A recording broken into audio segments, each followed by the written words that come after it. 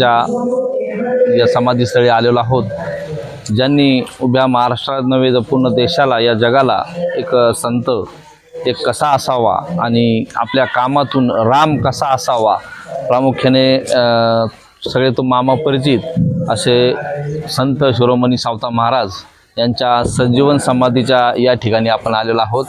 अतिशय मनाला एक आनंद वाटणारा आणि एक प्रेरणा देणारा एक ऊर्जा स्थान या ठिकाणी आहे।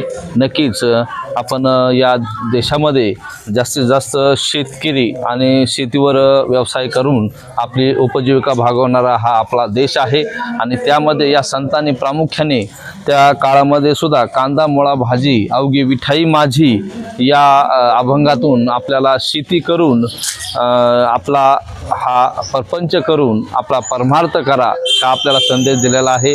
नवे तर परपंच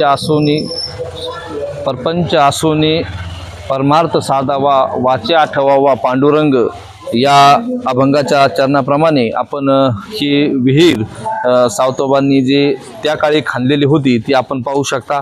आजही त्या विहिरीला खूप असं पाणी आहे आणि नक्कीच एक मनाला आनंद आणि एक ऊर्जा देणारं हे श्रद्धास्थान आहे। आपण सर्व शेतकरी बंधूंनी या विहिरीचे जुन्या काळातली विहीर आपण पाहू शकता। अतिशय सुंदर बांधकाम आहे आणि खोलही खूप आहे आणि अतिशय या शेतीमध्ये त्यावेळेच्या प्रामुख्याने शेती कशी करावी ही संत शिरोमणी सावता महाराजांनी आपल्याला या ठिकाणी सांगितलेलं आहे।